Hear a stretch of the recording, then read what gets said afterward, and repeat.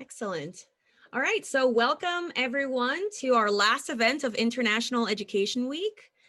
We are here with our guest speakers, our class, our CGST 205 Introduction to Global Engagement cohort, and some guests. So the event today is called From Students to ARTivists, a discussion with activists about how to find your global voice with Gabo Benavente and Madelaine Caracas.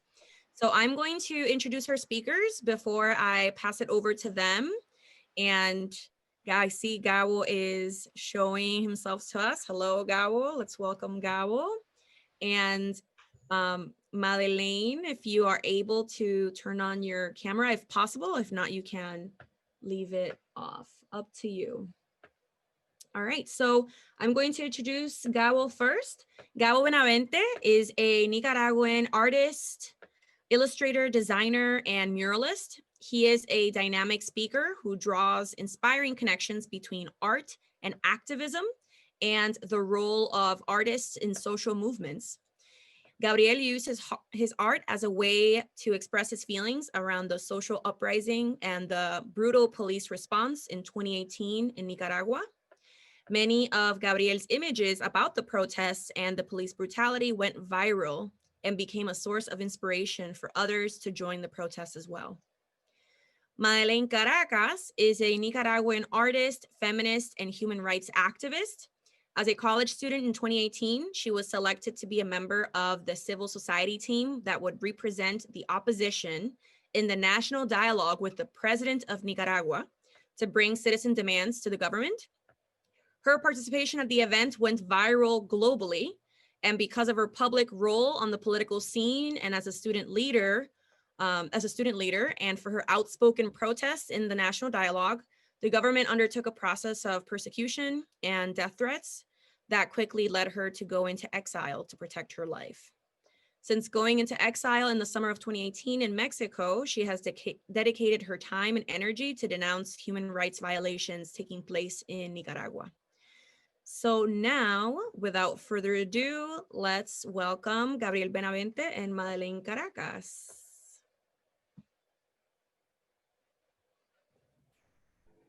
Hello, how is everybody? Good. Nice. How was the class before this? Everything's good? So, Made, are you there? Uh-huh, here she is. Yes, I don't know if you want to start. Okay, if you want, I can start and I can show you some of the illustrations I have done, and it can give you a little bit of context before going to the part of Madeleine that you will see right soon. So if you let me, I'm gonna share my screen. Sure. Give me a second, please.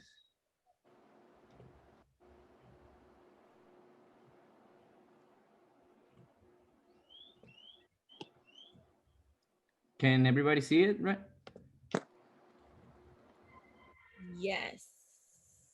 Okay, perfect. So I want to start by a quote of a great artist who I admire a lot. She's called Nina Simone, and she says, I choose to reflect the times and the situations in which I find myself. How can you be an artist and not reflect the times? You can't help it. It's an artist's duty, as far as I'm concerned, is to reflect the times. This quote helped me a lot to, in a way, find my voice because I understood that I represented a group of people in this stage in this moment is Nicaraguans who are living under oppression, but it also helped me to contextualize it in design and activism, and I think it's in design activist is someone who uses their talent to create positive change through art. It can be illustrations, photography, like expositions, anything. It can be any type of artwork, painting, comics, any type of narrative. It can be printed, it can be a graffiti, it can be something in the street, it can be anything that suits the context. So during the times of the April uprising in Nicaragua, a lot of different manifestations became to happen because of the different context that was happening, and it affected different artists.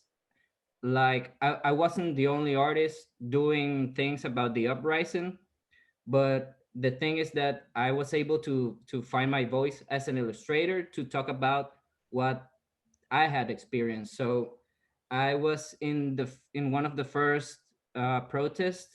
It was April 18, and it was a situation very similar to what was happening in 2014 due to the laws that the president wanted to approve, or the manifestations for the Indio Maiz burning. So it all came together, and different sectors and different people started working together, I can say it. But as my point of view, it all started through illustration, because there were many protests, and I started doing some infographics about things that you can bring to protests, such as water, alcohol to cover wounds, or making artwork that was calling for protest, or putting like inspirational messages in a way. And what I did was, after I was in this protest, the police attack us with noise bombs and sound bombs. So we were also attacked by a Sandinistas gang who were there against us protesting.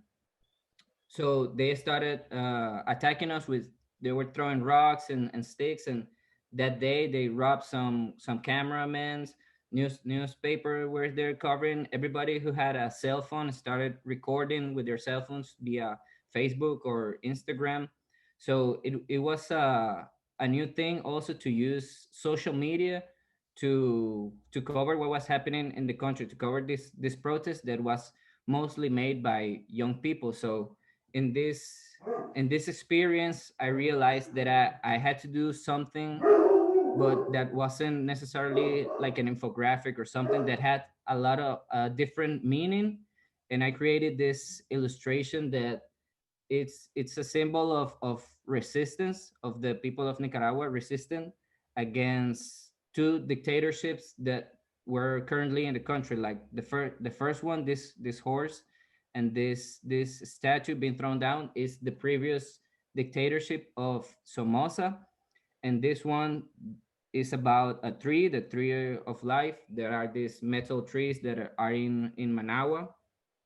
And to give you a little bit of context, each one of those metal trees that are in Managua costs 25 to $20,000 each one to make, and they cost maybe 3.3 millions a year just to maintain it.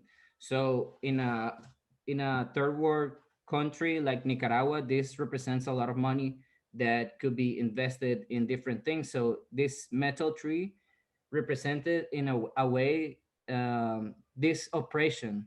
So what I did is to make a comparison between both dictatorships, and to give in a way the power to the people, to say that we could overthrow it, that we could say that it's also part of our history as Nicaraguans. So it it it it made me connect with the history of my family, with who I am myself, or who I was in those years. This was 2 years ago, and I made this illustration on the 19th of April, and it went viral um, through Instagram and especially Twitter. I was trying to keep it anonymous, because the government was taking repercussion against people who were using their minds. So this was the first days of the protest. So I got uh, I got it for a time to be anonymous, but some people recognized my style. So it was um, it was an honor, but it was something that it made me a little bit afraid. And most of the activities I did it anonymously, because I was able to use illustrations to talk about this. So this happened on 19 April, and at 21st, this thing started to happen. These are the metal trees, and you can see that there are a lot of here in the street, and people also recognize them as this symbol of oppression. I don't mean that I was the one who caused this. I wasn't even there when the first tree got torn down. There are 143 metal trees just in the capital. So people started attacking these metal trees or any type of propaganda of Daniel Ortega in an act of like they want to prove their discontent against this government. So I'm not sure even that the people who are here protesting even saw my image, because what I think I did is I just in a way channel what everybody was thinking, and I was able to reproduce it in a illustration. So when I saw this, and consequently the protests began, even they became massive and massive. A lot of more people started joining the protests. Not just this is the metal trees that are torn down. Not just students, but feminists, the church, uh, farmers, campesinos, civilians, everybody who is part of a social movement became together and started working together in this that became a national protest in a way. So this massive protest became the perfect place to make interventions in the street. Me and a group of other artists started printing the first 63 martyrs who were murdered in the first week of protest. So these are the some of their faces. A friend of mine designed these posters, and a group of persons, including me, started pasting them in the street. This protest became massive, so it was in a way more secure to do this type of protest, and we could do it at that time. We can't do it right now because there's police everywhere, but it was a way that we could show people the faces of the martyrs. We can show the police that the people they have killed and they have neglected, where they have a face. So it became like a point where other artists and other activists could also see that this was like a meeting point in a way. There were dances and different other manifestations. People were putting flowers to the bottom of the face of the martyrs. One of the fathers of one of the martyrs even saw the picture, and another photographer started taking photos of him. So it it it shows the difference of how you can make something, an artwork or an illustration, and you can use social media to make an impact, but also how this illustration or this activity that is something sometimes like painting a paint, making a paint or drawing, is something that you do by yourself, that can you can take it outside and present it to the world and also affect people. But not only will affect civilians or anybody who see it, but other artists will also feel inspired to do their own thing. So uh, a lot of other manifestations of art and activism began to work together, and in a way start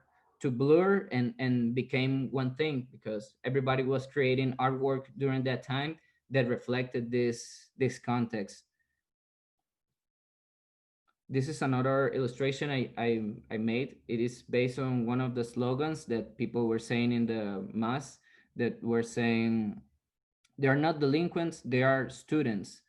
The police and the government had this saying that the people who were killed during the protests were delinquents, and that it was okay for them to kill them because it's delinquents. But it's not. It's there were students, and people know that. So uh, there is this great article that a journalist wrote that is called "They Were Shoot with Precision to Kill," and that article shows how specific the wounds of the martyrs are, that there are performed by heavy weaponry, that are performed by people who have a lot of training, and that their their shots are aimed to affect specific parts of the body, like the heart, the thorax, the face, and the neck. And this type of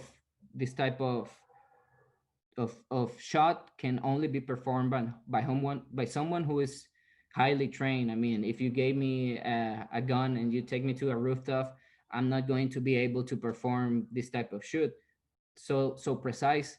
So this article presented tomographies that showed that the high police and the high ranks of the military was also involved, and in a way it uncovered the lies that the government was saying. So I made an illustration based on that article. Here you can see some pictures of the mass, and you can see that there are massive, and everybody was there. It was amazing to see, like, this demonstration of affection and also of togetherness. And during that protest, a friend of mine took a photography, and I made a design of it. I made a montage with the national flower, based also in another slogan that people were saying, that is Nicaragua, you will bloom.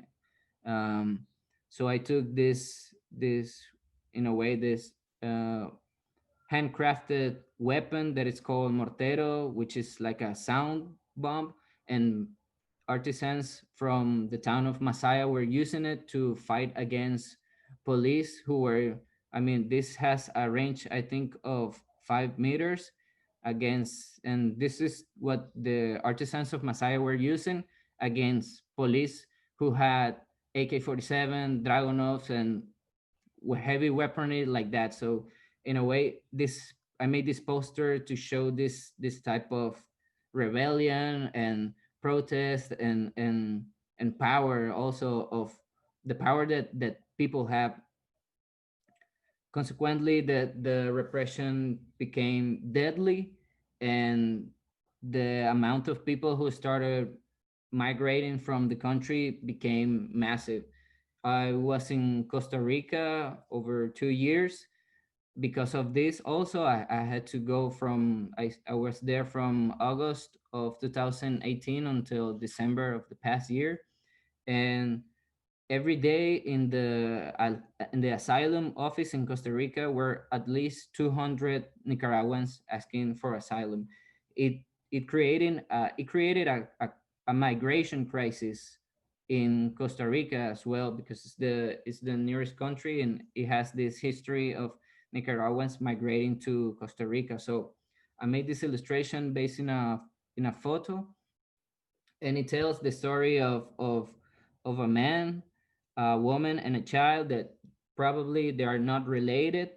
They can be related. It's up to you. And this illustration recreates what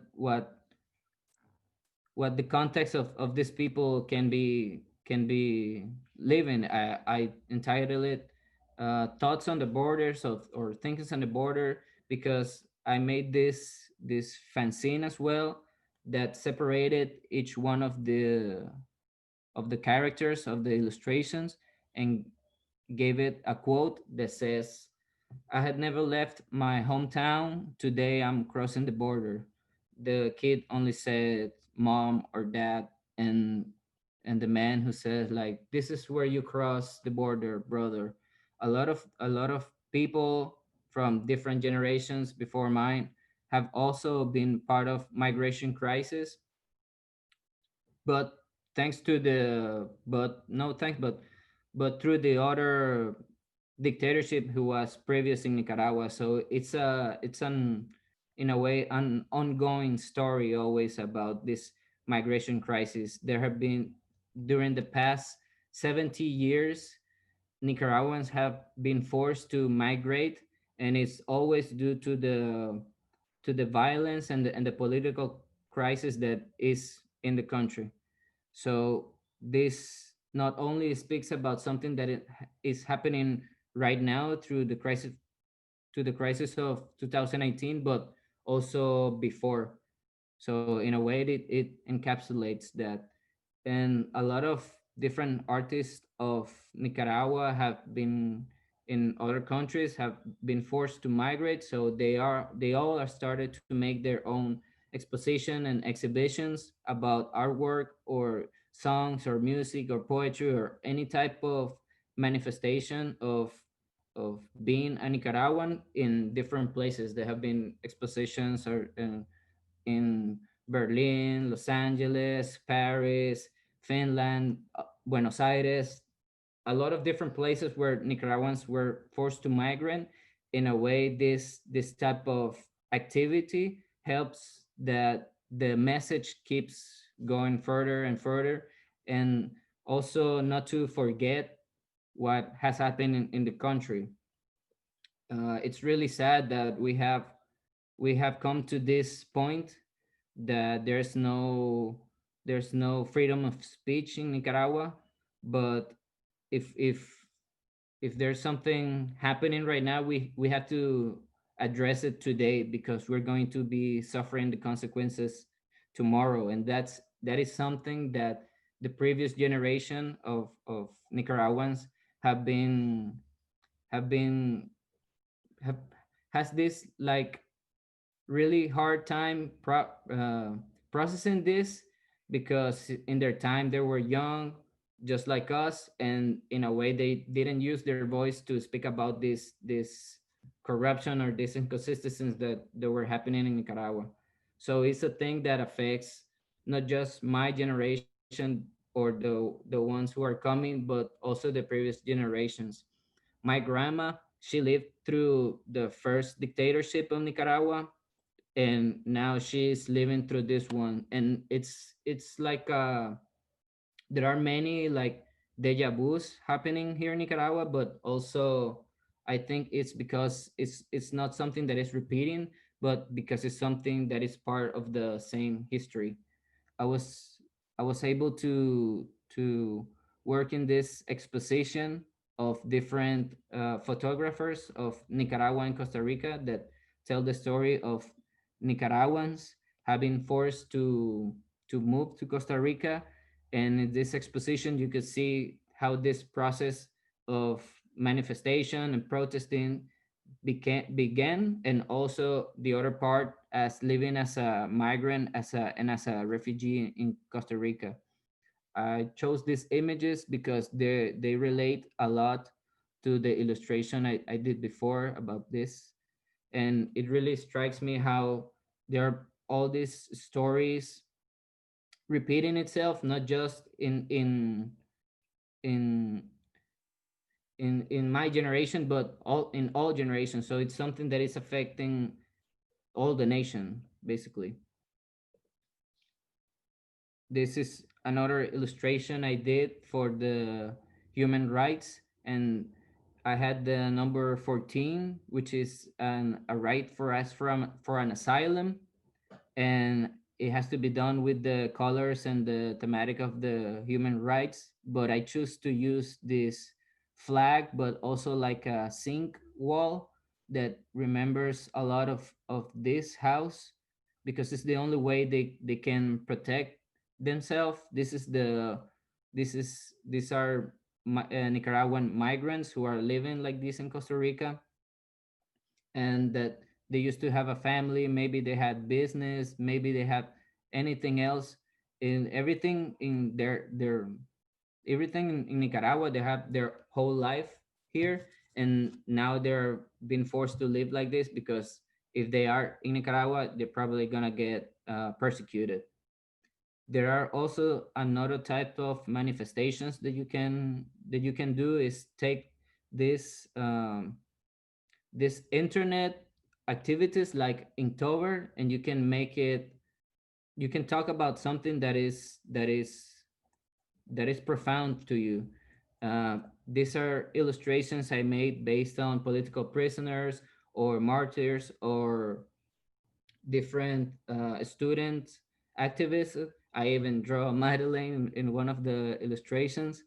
And these are activities that you can use them to promote the things that you think are just and they are fair. So there are different types of expressions that you can use, and it doesn't have to be like a digital illustration. It could be something of a draw, something that it take you less time, or something that it's very reactive, or anything. It can be something that you can do on the street, or something that you can do with friends as well. So this is another illustration I made, and it's basically to say that we Nicaraguans are have this mission to keep the hope, but to keep the fight going on as well. So this is something that in a way has helped me to find my voice, to recognize myself as a Nicaraguan, to to know who I am as a person in this country, in this society, and also to get in touch with the history of my family, and try to take all these elements together, and in a way create a message, or a way that I can find my voice, and I can tell about my expression, because my expression is merely, it's just mine, and my experience is the only thing I can really talk about, and this is my experience. And I know that people, especially from Nicaragua, because I'm talking about the context of Nicaragua, but anybody, like anybody who has been oppressed, or have been seeing some injustice, can relate to. And this is a thing that it touches universal themes like freedom of speech, liberty, and these are human rights as well. And we all as humans have rights, have this also this willing to live, to progress, and these are universal themes in a way that me as a Nicaraguan, as a part of someone who is part of America, can relate to also the situation that has been happening in United States, with different activist movements throughout his whole existence. So it's a thing of recognizing first who you are, and how can you use your voice to talk about something that is in a way universal, basically. Gracias. Thank you, Gabo, for that awesome presentation. And now we're going to pass it over to Madelaine. And at the end, we'll open it up for questions and discussion.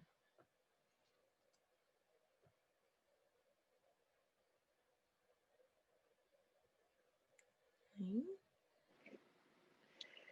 Well, thanks, Gabo, for your art, all your work that is so inspiring.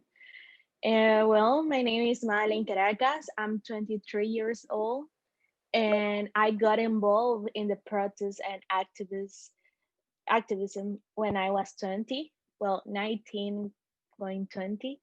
And for me, it has been a whole journey.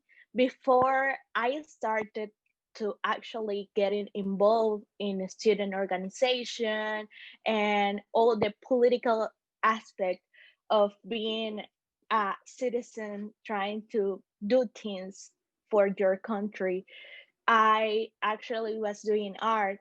I'm an artist since I am 13 years old, or since forever, I think. And that was my first language. The way that I communicate was through art. For me, like paint, doing murals and things like this, or even doing performance in contemporary art was really important to me. And this was my way to talk about women's rights, to talk about feminism, and to talk about being a feminist in a country like Nicaragua that is so machista. So these topics for me were like so near to my heart. And when I was painting was the way for me to communicate, to say something about it. But it was until 2018, as Gabo said, when the protest started, that I became more aware of my country and the problems in my country. So I don't know if you got the idea how the protest started or why, but for you to know, we have been living in a dictatorship since 2006. In Nicaragua, we have a long history with dictators, and we have a long history and so many open ones uh, about all in our history. My father fought in the revolution in the 80s against Somoza dictatorship, and now uh, I and all my generation is fighting to throw out of power this dictatorship of Daniel Ortega. Daniel Ortega was a revolutionary man in the 80s that helped throw out of power Somoza dictatorship. And then he became a dictator, as all the history in Latin America. So for me, like to grow up in a dictatorship where you cannot have the freedom of express yourself against the government, you cannot live in an environment when you can actually have democracy, where you can actually can go to the police or can, can go to any trial that is going to be fair, because we have this whole structure that is corrupted. So for me, growing up with the same face of the same old man was really, really frustrating. And I never got the chance to actually vote for someone that I believe that could represent me. And this was really, really a thing that came like building up inside of me, like why I have to accept that this old man, is going to be the president of my country forever.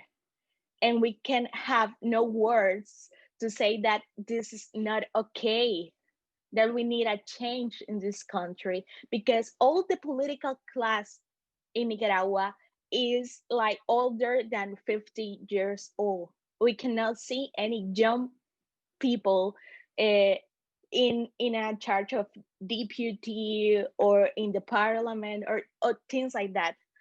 So when you don't have like that representation, you cannot think that that could even be possible, because you're used to that is the norm. But in 2018, when the government made these social security reforms that will affect everyone, the people got angry, and the people said, well, we cannot keep like allow this man to keep doing this kind of things. We have to do something. And then the thing that really, really, really fired up the whole protest was when a fire started in one of the biggest national reserves in Nicaragua, that is called Indio Maiz. Gabo mentioned that. So when this fire started in this national like reserve, not natural reserve, the government didn't do anything to stop the fire, while the indigenous community, the Afro descendants community, were like in danger, and all the species, all the trees, all the animals were like in danger. The government decided to do like anything. So at that moment, I was like, how is that possible that this government can like take the money out of the people for themselves be rich, be one of the richest men in the region, and they cannot do anything to stop a fire that is going to burn down like everything, like a huge part of the country, and they don't even care about it. So that was when it hits me, like, well, I'm here tweeting about this and saying we have to do something, we have to go to the streets, this government doesn't work, but I'm here tweeting this and I'm not on the street, because we use social media, but is it in a way that is it ends in that conversation, it ends in social media. So I decided what we have to put this discussion that we started on social media and take this discussion and actually doing something in the streets and organize ourselves, because we have power. This hashtag SOS Indio Maíz was like went viral, and a group of activists and students decided to organize ourselves and do actually something. So that's when I started to organize with another activist. We started to organize protests outside our university, and that's when the police start to try threaten at us and start to persecuting at us. And that moment, the response, like, they don't do like anything to stop the fire. And also the people that are claiming that the government needs to do something, what they are doing is persecuting us and criminalize us. So for me was like a really huge thing. I had to leave my home at that moment, because when I started to getting involved with this, we were just only like 10 people. And I was the one in my university with other students that they started to organize and say to other students, well, you need to join us, because this is important, and uh, we need to have a voice here. So at that moment, I became like really visible in the public eye, and because I started to doing interviews, to shouting out to the government that they are not acting like they are supposed to be acting in this situation. And that's when I decided with a group of friends that we needed to go to the university and shout out loud at a deputy that was working in my university as a professor of constitutional law, like one of the most corrupted men in the country was a professor of constitutional law in my university. And he, the day before we decided to do this, said that all the activists and ambientalists and all the people that were trying to protect the community, the natural reserve, were actually criminals and thieves. So, okay, it was like how this man that has this like profile of being corrupted and being the right hand of the president could possibly say these things on national TV, that all the activists, all the indigenous people are criminals or are thief. So for me, it was really, really, really like frustrating, annoying, and for other friends like me, it was the same. So we decided to go to the next day, waited for him to end the class that he was in at that time, and we shouted at him out loud, and we read at him a pronounce and statement about how the government is the responsible for everything, and he as someone that is supposed to serve the country, he is the one that needs to give us the answers and to like make a strong statement about it. So since then, I've been threatened by the police. I have to leave my home.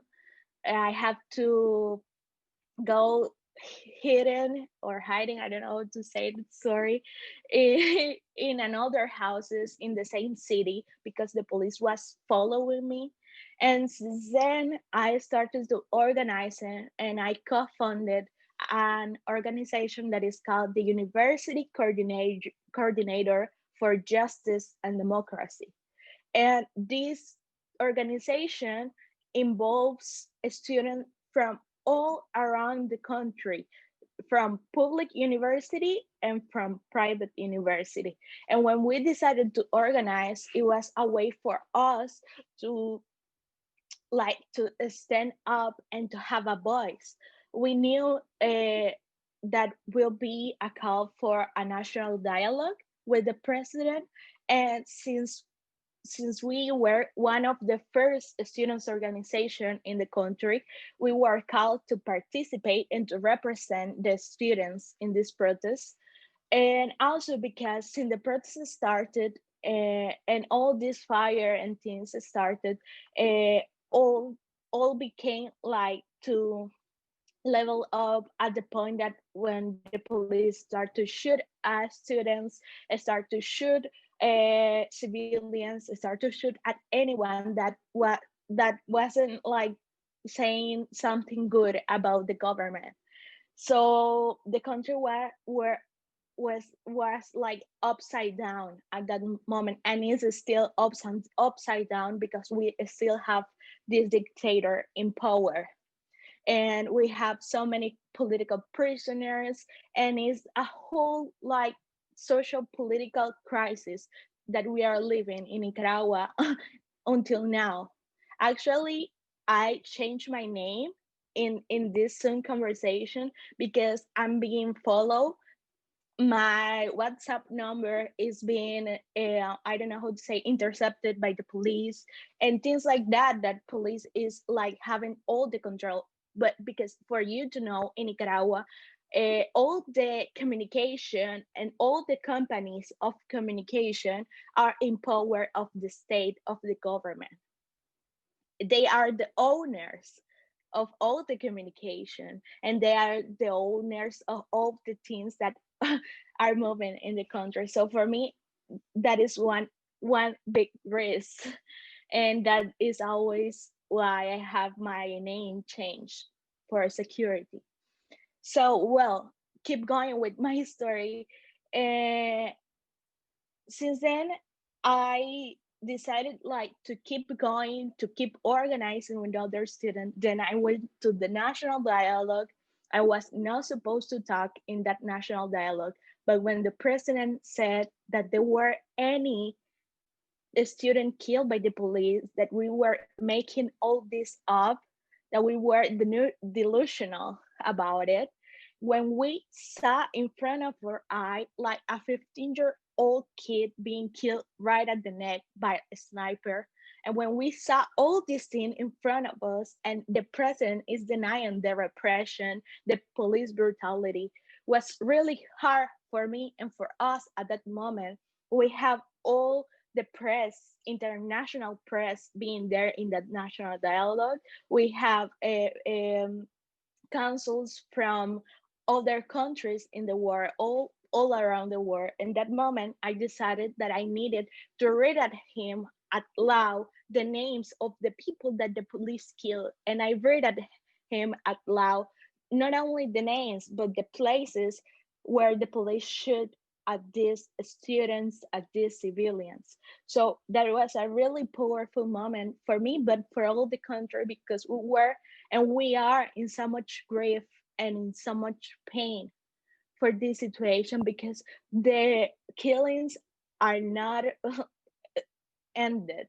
Like the police keep like kidnapping people, the police keep like shooting at people, the police keep disappearing people. So we are still in this state even 2 years later. So just to end, for me, the things that I've learned after I participated in that national dialogue, obviously after that I was even more threatened and persecuted. I went to the exile. I decided to go and talk to the European Parliament, to each country that I could. Even I went to the OAS, representing the civil society, and talking about my country and how the government has done so many human rights violations in Nicaragua.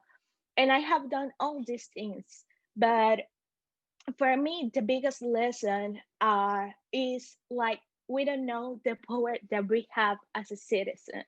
That when I started to tweeting and talking in social media, I at that moment I thought, well, I can't. Well, what does a tweet can make?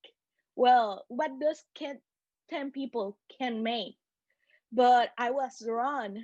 Actually, those 10 people that started talking about this, it started a whole new movement, and it started a whole movement in a whole nation, because one people can do so many things. It's like the butterfly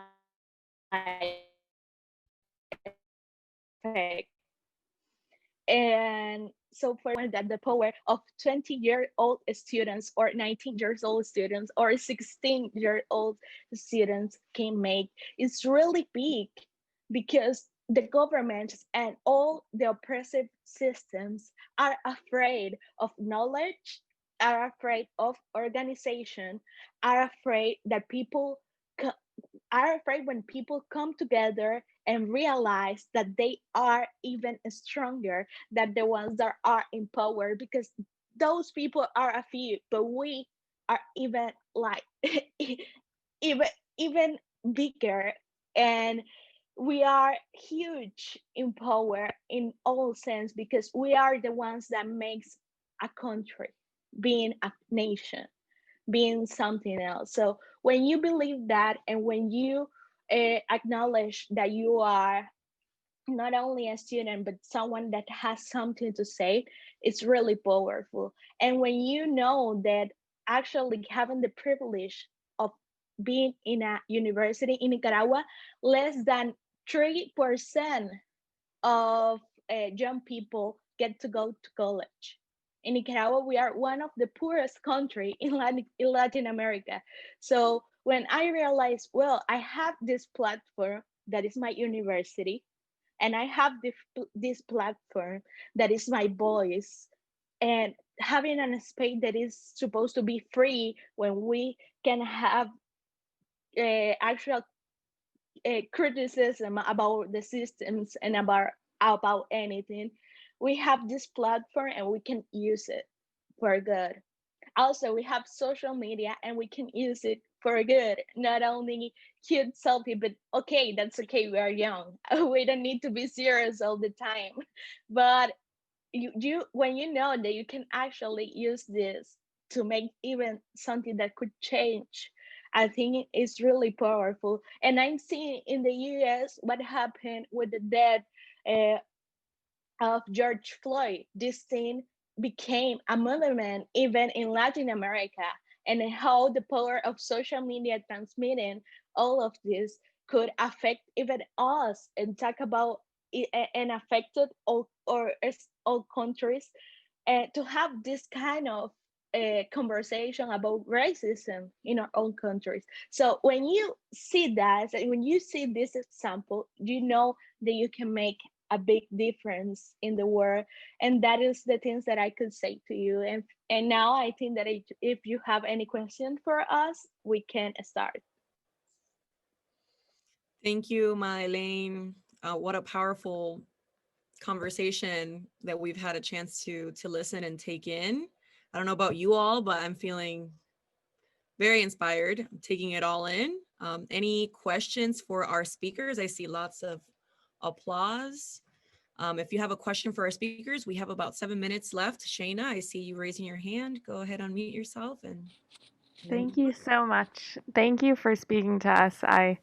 echo what Professor Roman said about feeling so inspired. I'm wondering what we can do as students in the United States to support what you guys are doing, and the best places maybe to donate and how to spread the word on social media. Gabo, Madelaine, what do you think? Well, right now in Nicaragua, we are in a huge risk. We are living a dictatorship at the same time that we are living the pandemic. At the same time, just like 3 days ago, we were hit two times, but two big, huge hurricanes. And right now, the country is destroyed. So there are so many things to help in that way because the Nicaraguan society is really in so much pain, in so much risk, is so vulnerable. And in this past few days, we have been hit by these two huge hurricane, Iota and Eta, Mhm. and they impacted right at us at Nicaragua and the Central American region. So if you want to help any initiative in that way, you can do it, and I will give Natalia the links where you can donate, and if you want to find more about it, I could give you the information. But in general, I think that what can you do as student, as I said, in the political aspect, I think that one thing that is important to me is what I was telling to you.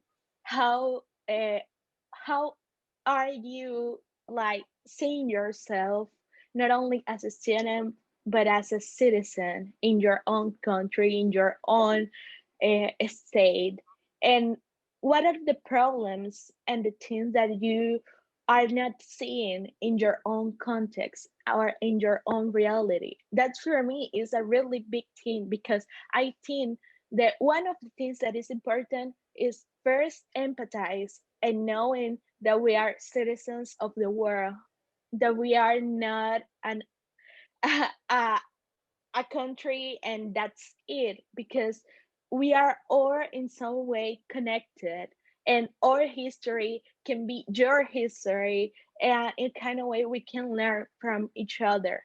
So in that, saying that, for me, talking about coherence and talking about how you see yourself in your own environment and what are you doing in your own context and what can you do since your own university is really really important to recognize first, because in that way when you recognize what is wrong in your own environment, you can empathize even more with other realities.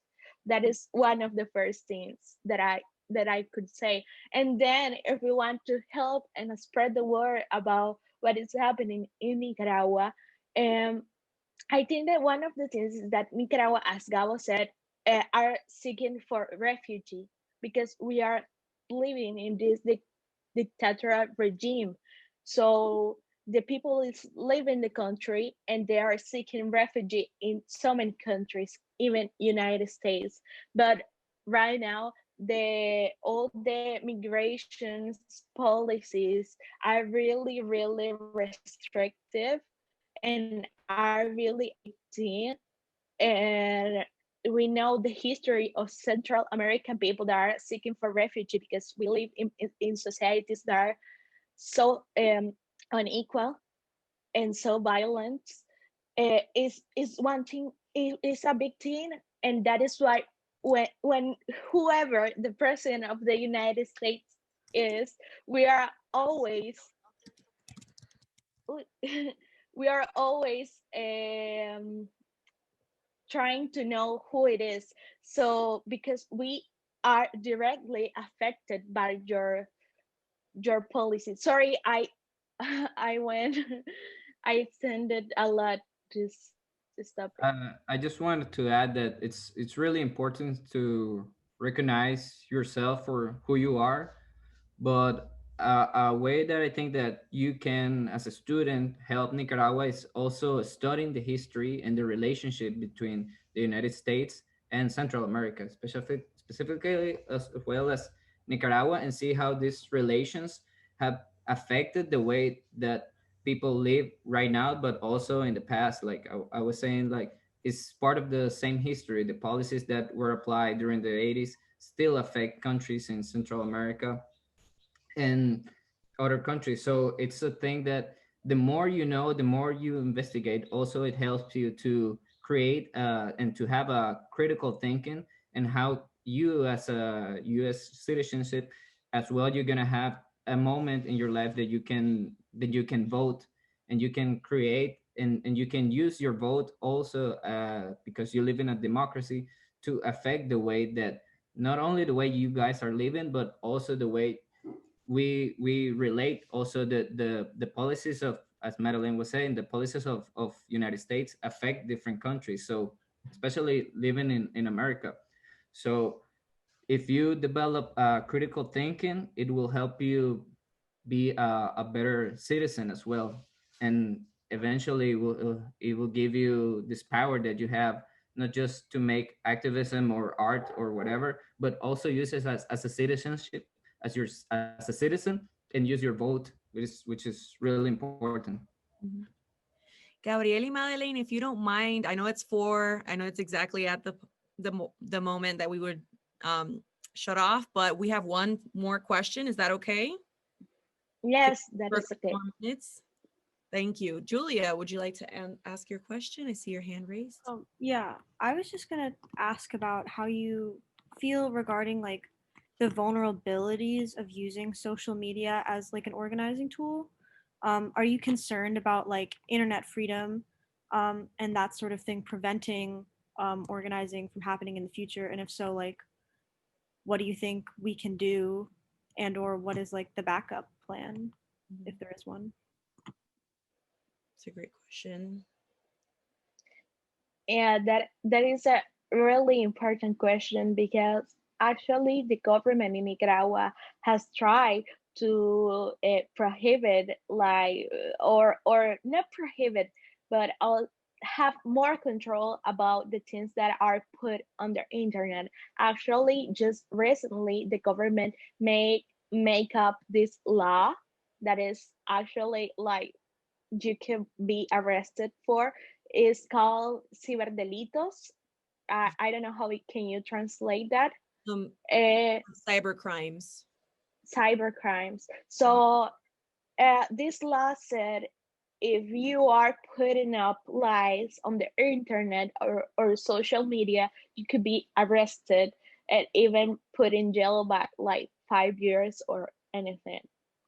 So that is a way that they are starting to control what we put on social media and controlling our freedom of expression, freedom of speech in any way. They are threatening not only normal citizens but also journalists and independent media.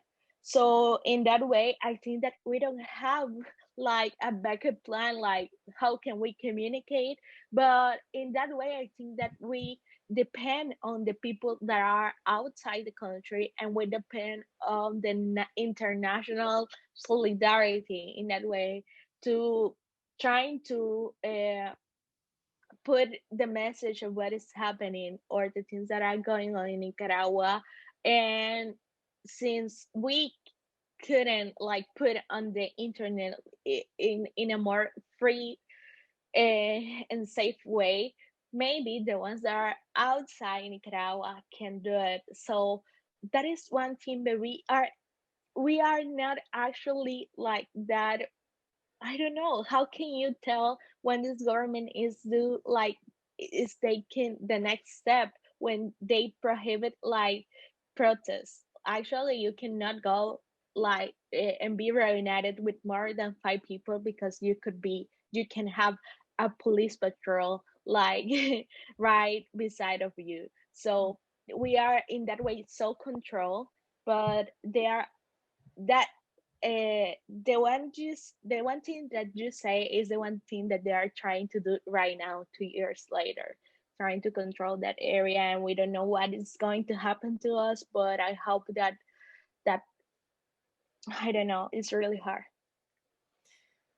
Yeah, it seems like a lot of uncertainty. Gabo, would you like to add anything else before we? Yeah, I think it's really interesting when that question comes to conversation, because you also realize that before social media and before the internet, everything took a lot more time. Like revolutions took more time and messages took more time. So it's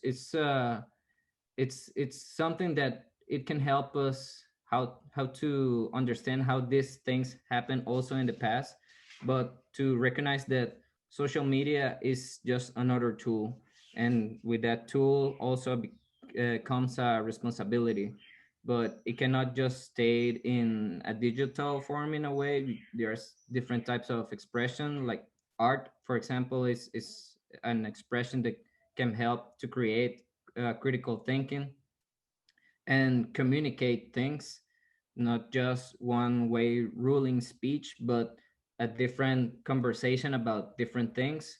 So I think art is maybe one of the answers to that, and we just have to, in a way, to deconstruct all these tools, because there are other, I mean, there's this phrase that said everything we do is political in a way. So for a start, I can start making my own or my own huerto in my house, and learn how to harvest, for example. That's a political act. That's it's empowering me, and it's also giving me a conscious about how farmers and granjeros and the people in the rural areas in Nicaragua are forced to live every day, not just me, who are in the capital, who have social media and an access to internet and can also speak English and communicate with you guys. There's a thing of empathy and this political actions that, like, also, for example, helping the small businesses or local shops or local artists, and for example, not going to buy in places where the people are known to be helping, or they are going to to help, or give money for the police or the government, for example. Those are in a way, it can it can look like a small action, but if I do it, if my family does it, and maybe as part of the region of the country start doing it, things such that you can think like are so little, like pollution, like don't pollute. That's a political argument as well. That's saying that you care about the country, that the place where you're living, it has is alive as well, and did you create this dynamic to drive correctly, to not being a abusive person towards others. Those are actions, and that can also help, not just to I mean, those type of actions are going to improve the way that we live eventually. It's the thing that it has to start for ourselves, changing ourselves. That's why I say always, like, we have to know ourselves, not just the good things or the perception that we think that we are, but also the things that we do wrong, and to acknowledge them and to improve and get better. And if you do art, it's gonna be reflected in that, and it's gonna have this influence or this universal feeling. You're going to recognize and have empathy because of the flaws that you have, not because of all the things that you have created or conquered. It's it starts with the house, with yourself, with domestic things, like helping your mother with your dishes, or things like that, that um eventually it helps. So that's something I want to add. Thank you, Gabo. That's a great way to finish up a very powerful conversation that ties in a lot of the key things we've talked about throughout the semester too, with this class in particular, about raising awareness about being aware of yourself, about developing empathy for causes that may not directly affect you, but we are part of this global world, and an interdependent, increasingly globalized world where borders are no longer keeping us from relating to each other, from talking to each other, but also fighting alongside each other for causes that affect our neighbors in Nicaragua and could very easily at some point or already are affecting us here in the United States in different ways. So let's give a round of applause and our thank you to Gabriel Benavente and Madelaine Caracas. Thank you Thank- guys so much. Also, This your was- 100 days of protest is your portrait is so stunning. I screenshotted it on my phone. Thank you. Thank you, Isis. Gabo and Madelaine, would you like to share your Instagram handles or Twitter handles on the chat? Yeah, that would be good. And on Twitter, well, I will put it. I have my phone. We used our class time, but it was such a powerful conversation. I did not want to cut it off. So for our students here, just so you know, we will have a discussion post due to reflect on the conversation today since we weren't able to debrief on the call. So I would encourage you to take some notes, reflect on this, and try to go into the discussion post in the next few days so it's still fresh. I'll be sending an email after class today. So Instagram, Gabo Benad is on here on the chats. I would like to thank you guys for sharing this time with us, and to Natalia to inviting us, also to Chepe who is a contact we have, and everybody who made this possible also, and thank you all for your time. Thank you, Gabo, and thanks, Joe. I know you're in the call for facilitating this exchange. Yeah, my pleasure. Thanks for having us. No problem. All right, everyone. It is 4:10, officially the end of our class. Thank you to our speakers for staying an extra 10 minutes. They have their Instagram and Twitter handles there. So if you'd like to engage online off Zoom, you are encouraged to do so. Thank you all for coming, and have a nice Friday afternoon and weekend and fall break.